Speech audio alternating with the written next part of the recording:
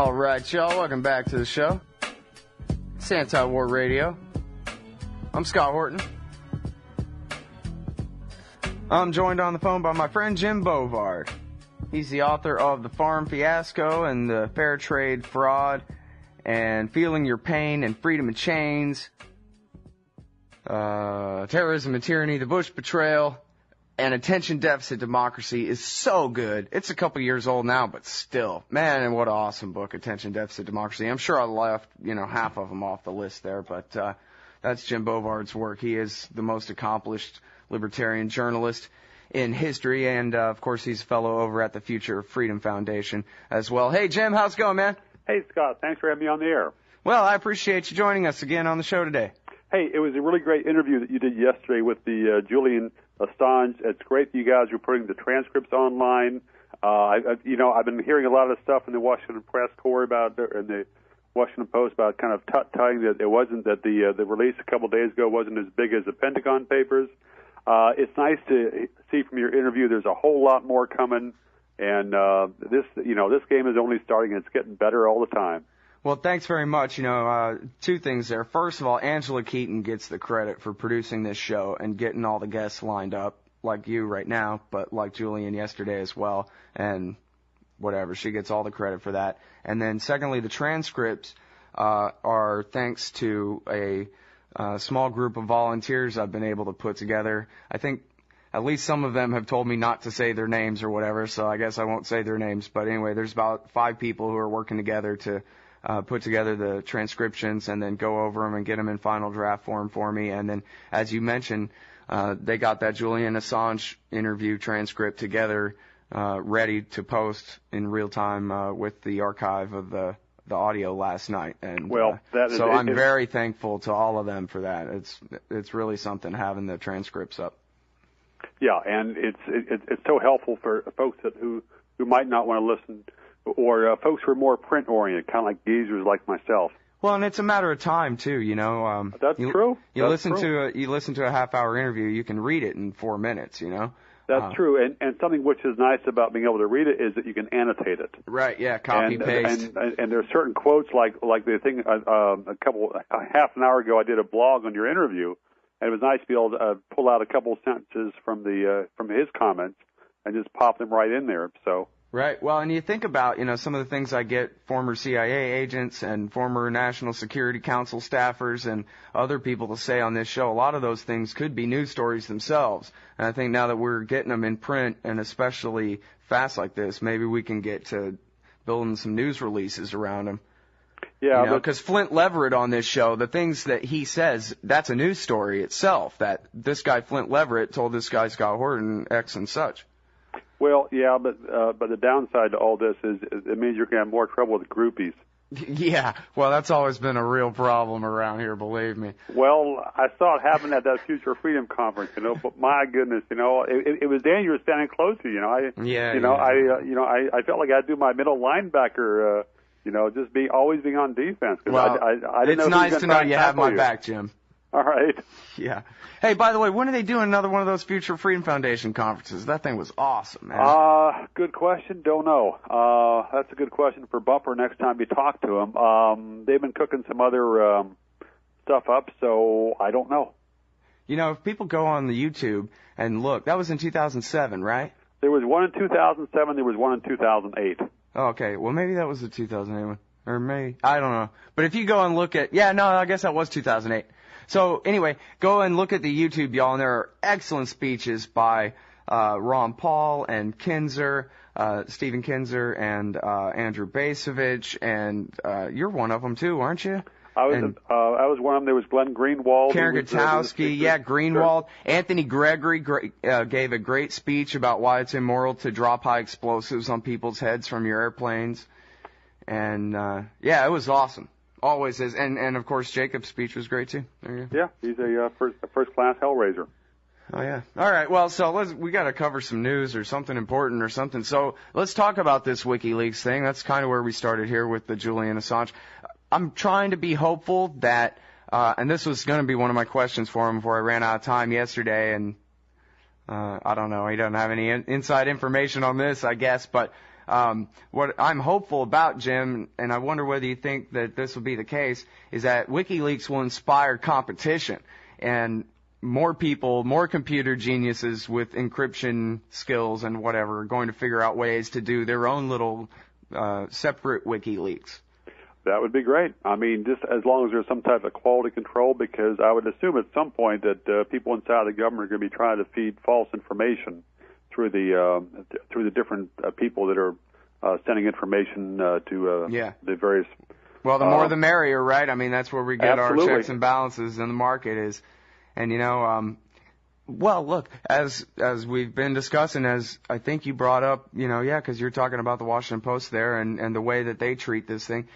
We have to come up with our own journalism. Ray McGovern yesterday called it the fifth estate, the ether, and the establishment can't do nothing about it. It's the internet. It's campaignforliberty.com. I'm looking at your article, The Fraud of Big Picture Thinking right now. It's antiwar.com. It's wikileaks.org and salon.com/opinion/Greenwald. And this is the future of journalism in America, in the world. I hope you're right. I'm not entirely confident the government cannot find some way to sabotage it.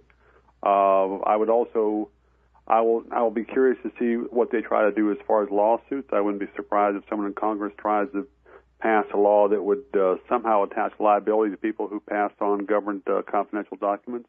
I mean, there's all kinds of perils laying out there, and it was surprising to see some of the liberal mainstream journalists prior to this most recent leak kind of taking shots at WikiLeaks.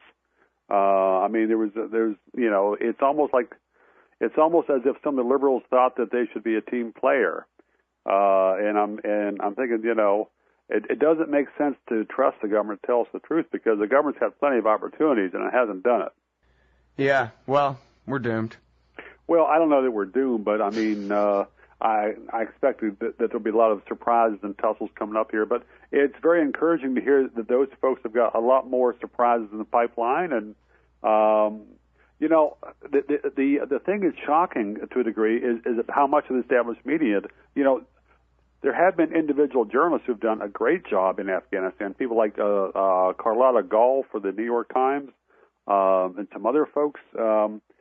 But so much of the mainstream press coverage, well, it's been government-fed, right? Which is why that Rolling Stone story was such a shock. It's like, the evidence was out there, but it was almost as if some of the journalists were bending over backwards not to connect the dots. Yeah, well, and you're right. I mean, you do have Carlotta Gall and a lot of other good reporters at the Times and even at the Post and other places, but it's the narrative that sticks. No matter how many times Carlotta Gall reports about, Pakistani help for the Taliban or whatever, and it's the kind of thing that people who are paying attention already know. The narrative really never changes from, whatever, it's hard work, but we're making progress. All we got to do is surge some more troops in there, and everything will end up going our way. Well, yeah, I mean, there's a fair amount of that. The interesting thing about Gall is she had the first bombshell story on U.S. use of torture after 9/11, using it there in Afghanistan, but if memory serves, the New York Times editors both basically sat on the article for a long time and then kind of buried it in the middle of the A section or the front section and did not give it anywhere near the play.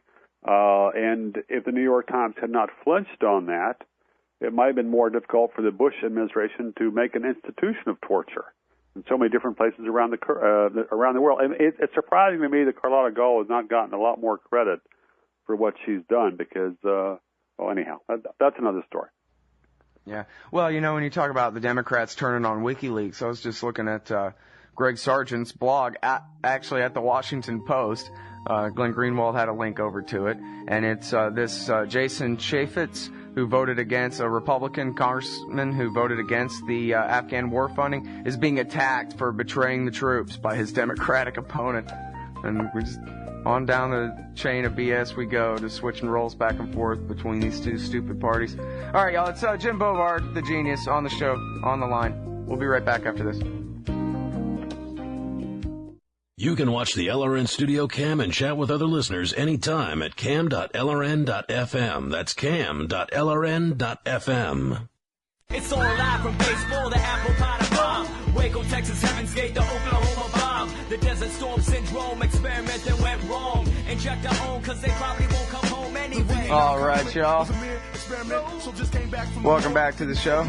It's Anti-War Radio. I'm on the phone with former Kelly Girl typist Jim Bovard.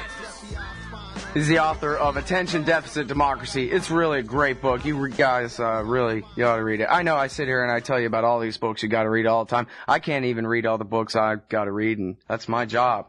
But this is one that you actually go and get and read, not just hear about. Attention Deficit Democracy. And yeah, he knows it's not supposed to be a democracy. It's just a stupid title. All right. Oh, thanks. That's a great plug. That's all good. Right. Yeah. Quote that one on the back of the next one, you know? Sounds good to me. All right, so let's talk about Bob Barr as a blurb, but go ahead. Oh, yeah, no doubt. Hey, by the way, that guy ever give you the money owed you? Okay, never mind. No, there's a question. Things are proceeding on the litigation front. Well, the guy is a former federal prosecutor, so I don't expect him to have any honor or anything, but I guess we'll see how it goes. Well, yeah, and speaking of that, I want to pick on the FBI. I know. Go for it. I know they're one of your favorite government agencies to pick on.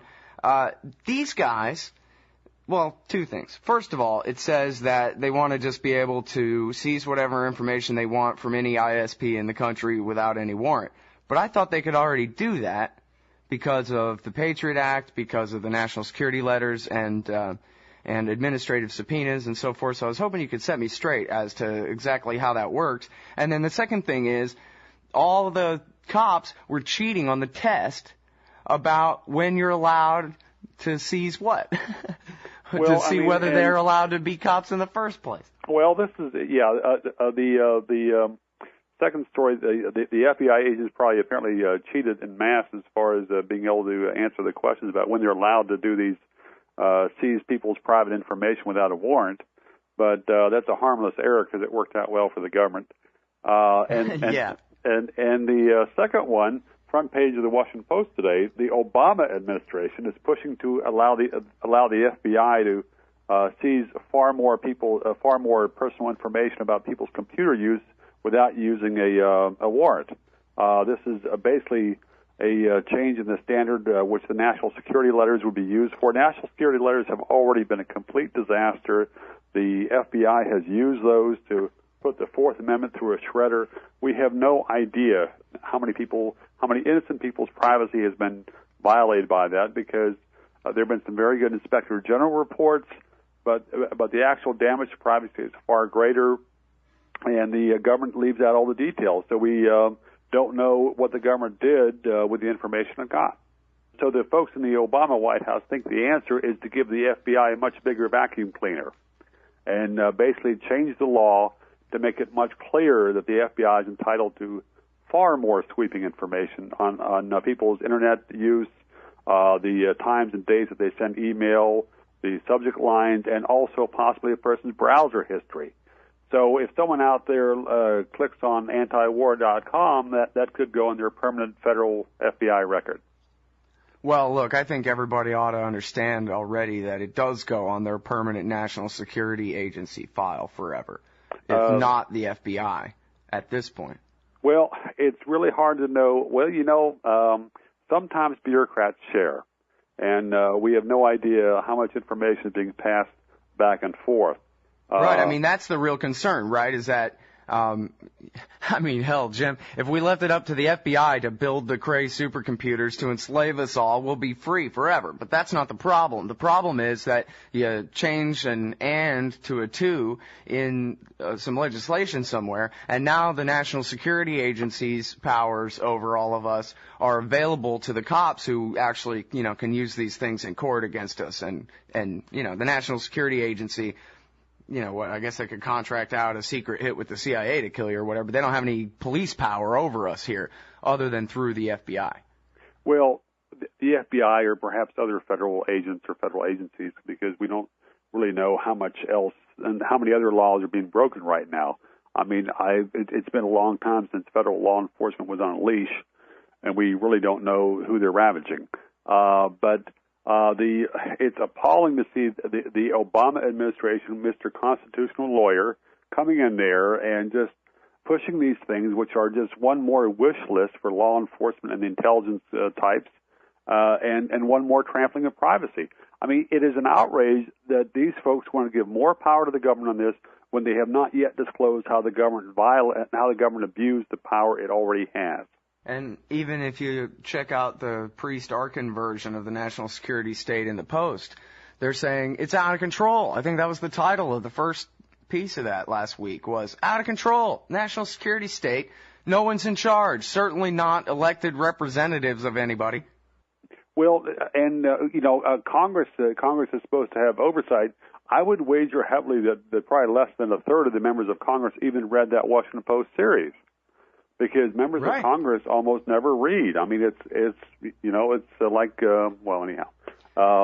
I'm actually going to interview Barbara Lee later today. Good. It was supposed to be at the beginning of the show, and that was going to be one of my questions for her, is how dim is the average member of Congress? I mean, not even in the sense of, do they disagree with me about X, Y, or Z? Lord knows Barbara Lee and I disagree about all kinds of things, I'm sure. But it seems to me like most of these members of Congress, Jim, I know you've covered them, live there, at the Capitol. It seems like they don't even care about, stuff. They're not even interested in what's going on. Right. Yes. I mean, something which you might want to do with Barbara Lee is ask her what her assessment is of how much the average congressman knows about what the government is doing, either in foreign policy or in the surveillance stuff, and ask her if her fellow members of Congress ever read anything about these things, because that might get a very interesting answer.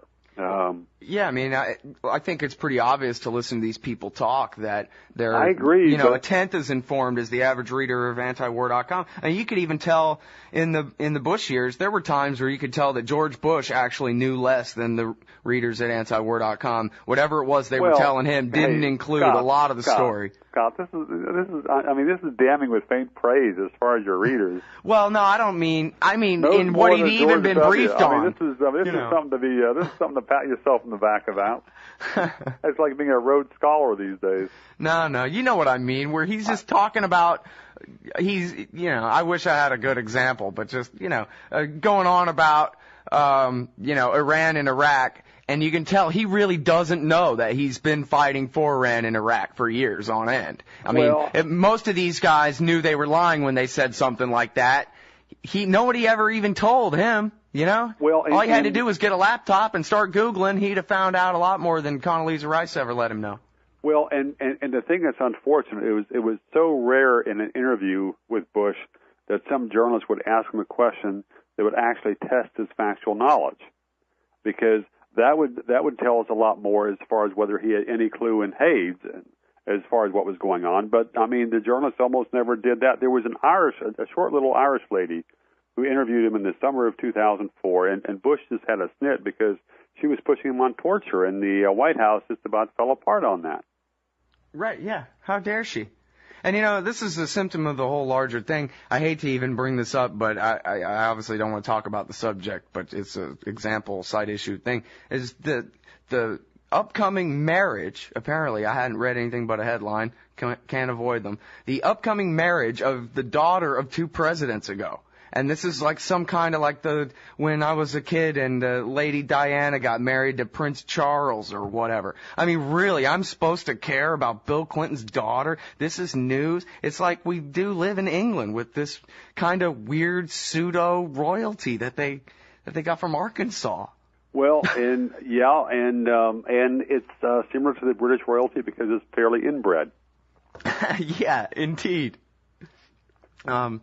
Well, I always did think that, no, never mind. I'm not going to say that. Okay. I had something really funny I was going to say, but never mind. Okay, well, we'll just try and keep up. It would have been worth that laugh I got out of you. All right, well, I was waiting for a zinger. Yeah, well, there was a zinger, but I stifled Bill it, man. Caliber zinger. I was looking for something Bill Hicks caliber right there. Oh, yeah, well, no, there's nothing Bill Hicks caliber here, man. Anyway, we try. All right. Well, so, hey, here's this, too, man, is the Iraq War. You think that that's ever going to end? Well, there's still quite a few Iraqis alive, so Yeah, I guess we still got a job to do. Well, it's just, and it's fascinating how the mainstream American media has basically gone with this notion that the U.S. won. And it's like a hell of a definition of victory. Yeah, I mean, and it really has worked. You know, Biden here says, the headline, U.S. troops halted chaos and destruction in Iraq. They really got away with that. We really live in the world upside down. Well, it almost makes me cynical. Yeah, almost. Well, good thing you're not yet. Everybody, go look at JimBovard.com, would you? And thanks, Jim. Hey, thanks for having me on, Scott. We'll be back.